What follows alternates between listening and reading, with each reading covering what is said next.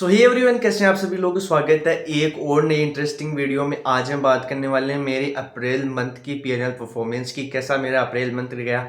जैसे कि आपको पता है हर दिन वीडियो आए या ना आए, पर हर मंथ वीडियो जरूर आता है। जैसा कि मैं आपको कहता हूं कि हर दिन का ट्रेड मैटर नहीं करता कि आज आपका प्रॉफिट हुआ है या आज आपका लॉस हुआ है या आज मार्केट इतना चला गया मैं इतना ही कमा पाया। मैटर ये करता है कि आप ओवरऑल मंथ कैसे अपने आप को मैनेज और डिसिप्लिन के साथ काम करके एक प्रॉफिट आप कमा सकते हो। अगर आप मेरा यहाँ पे प्रॉफिट देखेंगे तो बहुत छोटा सा अमाउंट है, बट हर महीने ग्रीन में अपने आप को रखना अपने आप में एक पॉजिटिविटी लाता है। और अगर मैं इसी डिसिप्लिन के साथ स्ट्रिक्ट रहा तो मुझे अपने आप पे भरोसा है कि हाँ प्रॉफिट्स आने वाले हैं। क्योंकि अगर मैं डिसिप्लिन रह के थोड़ा थोड़ा भी हर महीने ग्रीन में क्लोज कर पा रहा हूँ तो इसका मतलब है कि कहीं ना कहीं मैं एक डिसिप्लिन ट्रेडर बनने की तरफ कोशिश कर रहा हूँ और प्रॉफिट जो है अपने आप आ जाएंगे।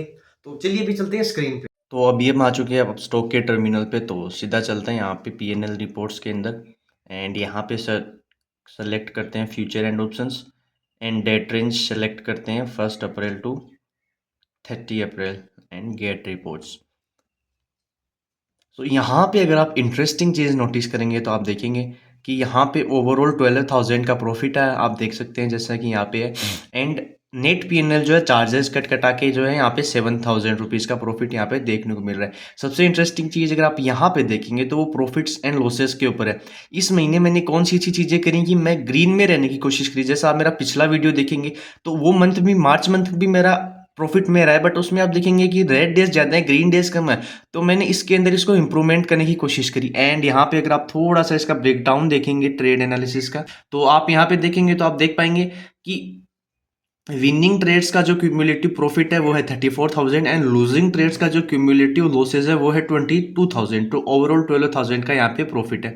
एंड इसको थोड़ा सा अपन और डिटेल में देखते हैं तो यहाँ पे अपस्टॉक्स ने काफ़ी अच्छा फीचर निकाल रखा है एफएनओ इनसाइड का। तो यहाँ पे आप जैसे ही क्लिक करेंगे तो आपको काफ़ी इंटरेस्टिंग चीज़ें देखने को मिलेगी।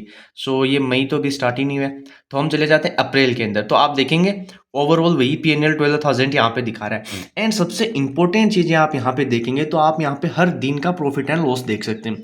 सो अगर आपको मैं यहाँ पे इंटरेस्टिंग चीज़ें दिखाऊं तो यहाँ पे ग्रीन एंड रेड डेज लगभग बराबर है, फिर भी मैं प्रॉफिटेबल कैसे निकला हूँ तो वो निकला हूँ मैं सिर्फ यहाँ पे आप देखेंगे कि प्रॉफिट्स एंड लॉसेस के अमाउंट यहाँ पे आप देखेंगे। सो एवरेज जो मेरा हाईएस्ट यहाँ पे लॉस है वो कितने का आप देखेंगे 4,100 का जो है मेरा हाईएस्ट लॉस है, या हाईएस्ट प्रॉफिट आप देखेंगे तो वो कितना है 11,800। तो लगभग 1:34 हो गया हाईएस्ट प्रॉफिट एंड लॉस।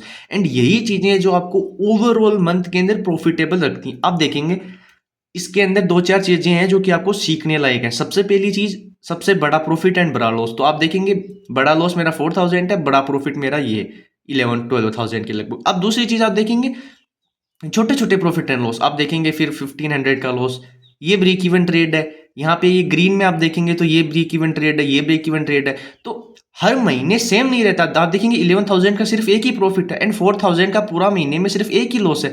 तो आप देखेंगे हर दिन बड़ा प्रॉफिट या लॉस नहीं होता। आप देखेंगे 39 रुपीज़, तो इस दिन भी मैंने 2 ट्रेड की होंगी या 1 ट्रेड की होगी, पर यहाँ पे मैं ब्रेक इवन निकला हूँ। इस दिन भी मैं ब्रेक इवन निकला हूँ, इस दिन भी मैं ब्रेक इवन निकला हूँ। यहाँ पे देखेंगे कितने दिन है जो आप शांति से बैठे रहने पड़ते हैं आपको। एज एन ऑप्शन बायर आप हर दिन नहीं सोच सकते कि मैं आज बड़ा प्रॉफिट बना लेता हूँ, आज मैं बड़ा रिस्क ले लेता हूँ। आप देखेंगे कितने ज़्यादा दिन जो है यहाँ पे मैं शांति से बैठा हूँ।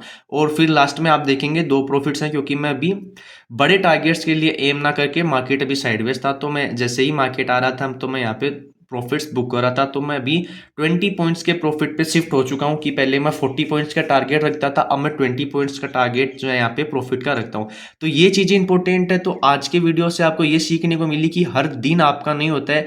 आपको एज ए ऑप्शन बायर हो या सेलर हो, आपको अपने दिन के लिए पेशेंसली वेट करना पड़ता है। आपके दिन आएंगे जब आपका बड़ा प्रॉफिट होगा, और आपके ऐसे भी दिन आएंगे। अब आप देखेंगे यहाँ पे कि ये 4,000 का लॉस है, तो आपको यहाँ पे जो 4,000 का लॉस दिख रहा है वो मेरा एवरेज लॉस तो नहीं है। एवरेज लॉसेस तो मेरे छोटे छोटे हैं। तो इस दिन मैंने क्या किया होगा, इस दिन मैंने डेफिनेटली 3 ट्रेड्स करी थी और मेरा एक व्यू था कि आज मुझे बड़ा प्रॉफिट मिलेगा।